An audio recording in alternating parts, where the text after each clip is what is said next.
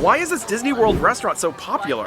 I don't know, but it's got an 8.5 rating on AllEars.net. What? I know. We better eat here and find out. I guess we better review it. Yeah. Let's eat at Trattoria Al Forno right outside Epcot.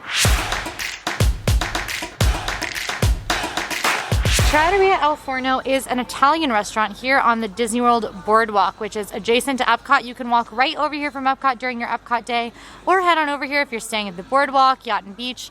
Some of the AllEars readers say it might be worth a reservation whether you're staying at any of those places or visiting Epcot or not. It does serve breakfast from 7:30 a.m. to 11:30 a.m. and dinner from 5 p.m. to 10 p.m. We are here for dinner tonight, and I'm very excited because this restaurant has got some rave reviews. Yeah, I read them on AllEars.net, and they are, I'm telling you, there's a lot to live up to. Trattoria's dining room is a very beautiful, dark, classic Italian sort of space. It's got a very romantic and upscale vibe to it. It feels very cozy. I think it's absolutely gorgeous in here. It honestly takes my breath away a little bit when I walk in. And the centerpiece of the dining room is a glorious open kitchen that looks out over the whole restaurant, so you can watch as your food is cooked. Just next to you, there's the pizza oven, which you can see blazing away over there. And I think we got pretty prime seating. They brought out these menus and the wine list. As you can see, the dinner menu is pretty extensive, and it feels, I mean, very traditionally Italian to me, with several different courses. Over here we have the drinks with the cocktails and the beers, things like that. And then over here we have the different courses. You have antipasti, the Dal Forno di Mattoni, which is pizzas, it looks like to me, principal plates and sides over here as well. And I think we'll probably get some dessert later, but that's of course not on the main menu. Dinner at Trattoria Al Forno does begin with a bread course. We've got this beautiful ciabatta that is served alongside some olive oil and garlic spread, which looks amazing. I can see huge chunks of garlic in that. And some butter on the side for me and not Breedlove. Ha! But you can have the rest of it. Do you really think the butter's better than the garlic? No, no way. No way. Okay, I'm trying the bread. There we go.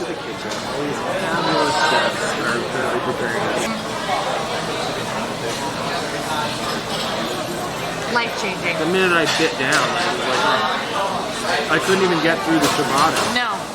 And I was already obsessed. It's so good. I have to agree wholeheartedly. The garlic cloves are like so soft and like smushable. Like they spread like butter.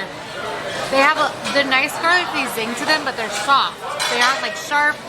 They don't have that burn that garlic has because they're perfectly prepared.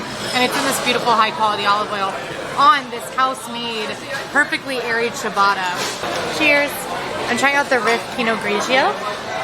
Which is kind of their basic Pinot Grigio, but I just wanted a glass of white wine to go with some Italian food. I'm getting pear notes, and just a touch of acidity. It's not overly acidic. Honestly, a very, very tasty Pinot Grigio. I'm a Pinot Gris fan, which is the French variety. Very, very similar. Typically, Pinot Gris is just a little bit lighter. This Pinot Grigio reminds me more of that. The main note I'm getting is pear. Super like juicy smells on the nose. A tasty Pinot Grigio. I think it would please most white wine drinkers. Of course, this restaurant does accept reservations. So if that's the route you want to go to make sure you get in when you want to dine, that works as well. It is not very high demand for reservations, so you should be able to grab a time that you want. Also, our appetizers are here and they look fabulous.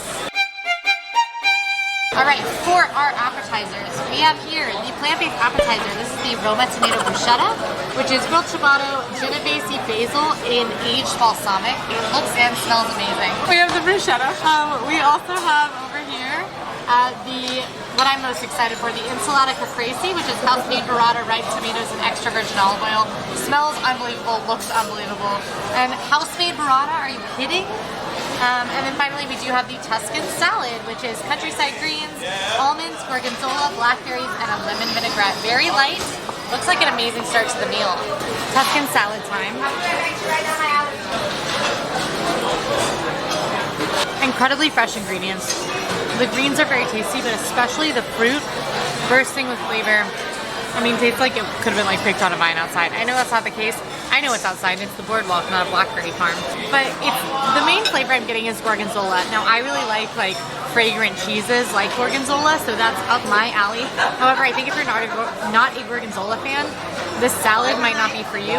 Or if you want to get it for the fresher flavors to like start your meal off, go ahead and ask for it without the gorgonzola. That's hard to say so many times. Go ahead and ask for it without the gorgonzola or with the gorgonzola on the side because it is very overpowering. All right, I'm going from one bread to another. It is sweet. It is garlicky.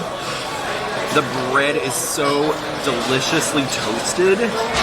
I can't get over the quality of the produce. This is so good. The balsamic also adds some sweetness in addition to the acidity. Okay, time to try out the burrata, which is the caprese. I'm so excited.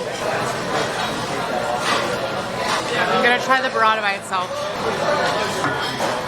It's an incredibly mild, incredibly pleasant cheese. Melts in your mouth, melts all over the tomatoes. It provides the perfect like basic balance to the acid that's coming from the balsamic vinegar in this dish from the tomatoes. The tomatoes are so fresh. Kind of like you said, Breedlove, where are they getting these tomatoes? Because I can't find these tomatoes. You gotta ask. I was a little stressed about the lack of basil in this dish because it really does just look like a drizzle on top of the cheese. But I'm tasting the basil drizzle throughout, so I'm getting a very well-rounded caprese bite every time I take a bite. If you're a caprese fan, I would certainly get this. It's a huge hunk of cheese, so I recommend sharing. I think I'm gonna have to take part of this since Breedlove is plant-based, but it is a delicious house-made piece of cheese with amazing tomatoes and amazing balance of acidity. All right, we've got sort of a middle course here, which is the pizza carne. This is carne, I think, for carnivore. What is the pizza? Pizza veggie. But this pizza carne is made over there in their pizza oven, which we can see from our seats that is burning bright. And it's made with prosciutto, salami, sausage, and capicola, or capicciola. And it looks amazing, it smells amazing, so I'm excited to give it a try. It truly tastes like you took the finest, most thinly sliced Italian deli meats that you would eat like on your own off of a deli board and put them onto a pizza. It's a little on the greasy side, but in kind of a delightful way, like this was cooked in a fire right over there and got super greasy while it didn't cook sort of way. The bite with the prosciutto was unreal. You can really taste all the flavors of this meat. It just like shines on top of the cheese and the pizza dough. I have to say, like, super fluffy like crust, but it's thin on the bottom. It's like the best of both worlds. This is up there in the range of pizzas I've had in Disney World. It's much better than any quick service pizza I've had, by far. Do I think it stands up to be a Napoli? Maybe not. I think the star dishes here might be the non-pizza dishes. So here we do have, I went ahead and got the Truffle gnocchi, which is Parmesan, Fontina, and Pecorino cream. It looks beautiful. It doesn't have ricotta in it, which I can't eat, and it's always my failing at Italian restaurants. And I love truffle and I love gnocchi, so I'm very excited.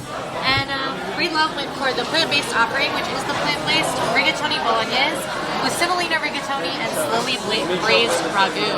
And it's a very beautiful bolognese, so we'll see how it tastes.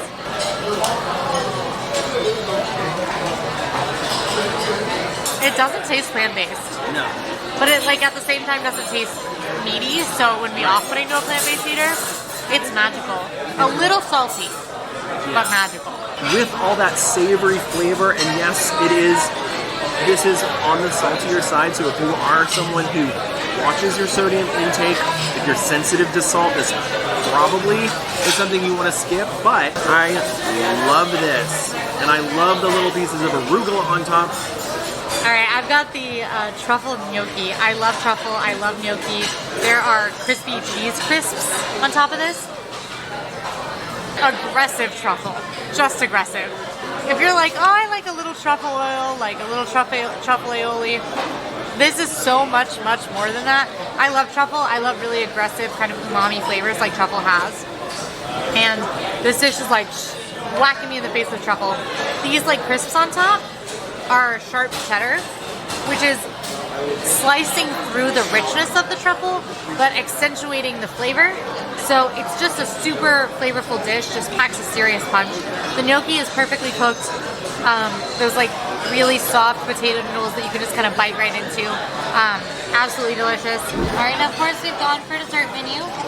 Right now they do have a couple offerings unavailable, but typically they have a lot of coffee offerings, dessert beverages, and the dolce course, the dessert course.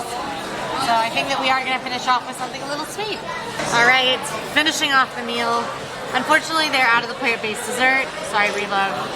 We are finishing up the meal with the panna cotta with fresh fruit and a Florentine lace cookie. I love panna cotta. It's like if custard and ice cream had a beautiful baby and wasn't frozen. Perfectly light and airy. The panna cotta itself has just a hint, like a whisper of berry flavors to it. Beautiful fresh berries on top. It has like the depth of a more chocolatey dessert without being overly rich. I am a really, really big fan of this. I think after a heavy meal, a panna cotta is a great way to have something that still feels sweet and indulgent without feeling heavy and like, I know that like if I'm gonna have a chocolate lava cake, I'm gonna have difficulty swallowing it after a heavy meal. I have none of that issue with this panna cotta.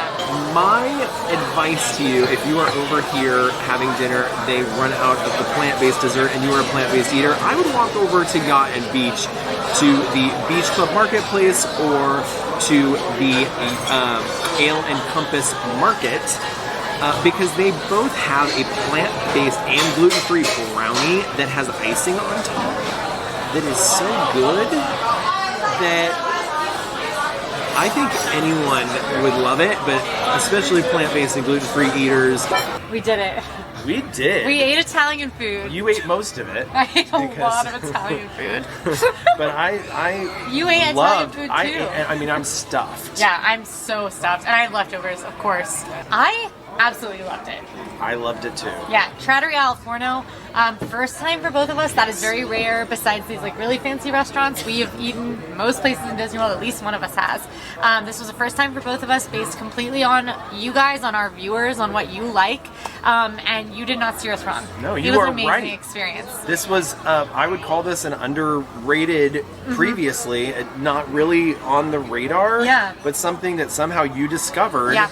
And told us was amazing, and we listened, and we ate here, and now we are converted. Thank you for teaching us. Also, I mean, we walked in pretty much with a 10-minute wait right before peak dinner time at 5, and sure, the wait list did fill up, but that's pretty amazing. This is an easier to get reservation. We had impeccable service. Yeah. Disney World service is, across the board, typically very, very good. This was better than normal Disney World service. It was amazing. Shout out to Alejandro. Yeah, Alejandro, our waiter, was spectacular. Oh my gosh. Perfect. We just had the best time. The food is amazing. What was your favorite thing you ate? Bruschetta. I mean, who in a million years would ever think, I would never think that I would be saying that the bruschetta was the best thing I ate tonight. It was really killer. Why bruschetta. was it so sweet? It was amazing. Why was it so garlicky? Why was it so balsamic-y? My favorite thing I ate was the caprese, which was similarly just amazing tomatoes, a balsamic vibe, a basil vibe, and of course their house-made burrata. Oh my gosh, the caprese was amazing. I have a little bit of leftovers because that was a huge amount of cheese for one person. So I'm very excited because as soon as space opens up in here, that's going in my stomach.